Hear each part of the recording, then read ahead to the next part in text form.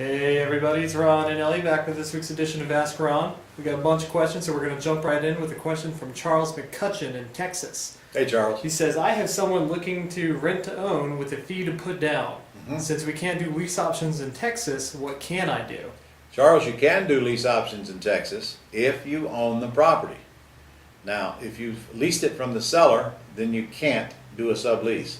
But if you bought it with owner financing or subject to, or even cash, then you can put a lease option tenant buyer in there and collect a non-refundable deposit. So if you own it, you can either lease it or you can sell it on an AITD, which is an all-inclusive trust deed. If you've leased it, then honestly, you don't have an exit strategy because you can't lease it and then sublease it. So if you have leased it, go back to the seller and say, I cannot sublease it, so I've got to buy it with owner financing. And you might want to point out to the seller that Texas is the fastest foreclosure state in the union. In fact, it truly is faster for them to foreclose than it is for them to evict in case you didn't do what you promised. So I hope that answers your question. Okay. By the way, guys, I'm sorry I'm not taping this from Alaska like we did last week. I'm back home now, back to the real world. Brought home a big old box of fish with me. So Beverly and I will be eating fish for the next year, which we are going to be back to Alaska, and I got some exciting news coming up not pretty soon. Maybe we can get you to Alaska next year as well. Stay tuned. Okay, next up is Marianne Nunez from California. Of course. Only 3 questions this week. That's all. First one says, will a title search show any liens against the property? That's what a title search is for, Marianne. All right, her second question says, is a preliminary report sufficient enough to safely install a tenant buyer? Yes, as long as you don't have a lot of money at risk. If you have money at risk, you want title insurance. If you don't, title report's fine. Okay. Third question, do I need proof there are no liens against the property before I install a tenant buyer in an owner financing deal or subject to deal? All you need is an email from your title company saying that there's no issues. All right. That's all I use. Next up is Javar Little from Michigan. And he says, what attributes are we looking for in someone to help make calls, view houses, get contracts, etc.? That's a good question, actually, and I think I answered that last week, didn't I? But anyway, I'm looking for somebody with a good attitude and good communication skills, because the rest can easily be taught. I mean, it's mostly reading scripts anyway. So if you give me somebody with a good attitude, somebody that's not down in the dumps all the time, somebody that speaks fluent English, that's important, and has good communication skills, because that's all you're asking them to do, and somebody that's not so laden with fear they're afraid to talk to people on the telephone. I guess that's the biggest thing. Give me somebody that wants to talk to people and likes doing it, and we can quickly turn them into an acquisitionist. Okay, next up is Marta from Michigan with 2 questions. Yes. First one says, do you know about a 2.5% rule when dealing with options, and if so, what is it? I know of no such 2.5% rule. I don't even know what you're talking about, Marta, so you're going to have to ask your attorney on that. But when you do, please make sure you ask that question and understand the answer. And if you don't understand the answer, ask it again till you do. And then when you do get an answer, ask him to tell you what statute refers to that answer if it's something that you don't like. Okay, her second question says, Michigan uses land contracts in owner financing cases. Yes, they do. And that's how most sellers know to sell.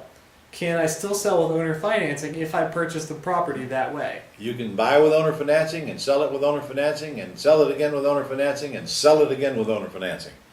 As long as you have control of the property with the agreement to buy it with owner financing, you can sell it any way you wish. Okay, Judy Lee from California has got a few questions for you on the different way we buy houses. First question is, if I want to be the occupant of a subject to or lease purchase deal, can I still negotiate with the seller to have no down payment and no interest if I don't have credit? No, because you can get in with no down payment, and most often do when you're buying subject to deals. You're just taking over the debt. Your credit is irrelevant. Nobody's going to ask you for a credit report. Nobody's even going to ask you for an application. Most certainly not check your credit, and no need to give them your Social Security number. Secondly, you can't get in with no interest because there's already a loan on it. That loan that's on it is the one you're taking over. And there's interest being paid on that. It's part of the monthly payment. No interest only applies when you're dealing with houses that are free and clear or have some equity, and you're giving the seller back a note for a portion or all of their purchase price. Then you can negotiate no interest. Can't do that when you're taking over debt. Okay, her next question says, how is it possible to have the owner offer owner financing to me with no payment and a balloon? It's possible only if the house is free and clear. Obviously, if the seller's making an underlying payment, they're going to expect you to cover that payment. And if you're offering owner financing to a seller, the balloon is totally negotiable. I always ask them, how long can you give me? And they'll give me a number, and if I like that number, I'm still going to say, is that the best you can do? If I don't like that number, I'm going to say, is that the best you can do? And sooner or later, I'm going to throw out a longer number than they want to give me, and we're probably going to arrive somewhere in the middle. That's how I negotiate the term, and that's all it is. Again, if you're going to negotiate no interest, then there has to be free and clear. That's not going to be likely you're going to get it with no interest. Most of the time you get no interest on seconds, but sometimes we do get them on first, like when the house is in poor condition or whatever. Actually, sometimes I get them on houses that are in excellent condition. But that's all in the negotiation process. It's that simple. If it has a loan on it, you're absolutely not going to get no interest, as I just said, because their loan has interest on it. Okay, her last question says, when you buy a house as an option, what does it exactly mean? It means you have a piece of paper that says you may buy it. That's all it means. Okay. That's all an option is. It says I may buy by X time at X price. Our last question comes from Bob Valdez in Michigan. He's got a question on your terms course. He says, in one of the deal structuring DVDs, there's a seller that owes $380,000 but wants 5% down. You tell the student it's an axe deal, but they need to do owner financing to get the 5% down for the seller. How is that possible if you can't do owner financing when money is still owed to the bank? Where on earth did you get the idea that you can't do owner financing when there's money owed to the bank?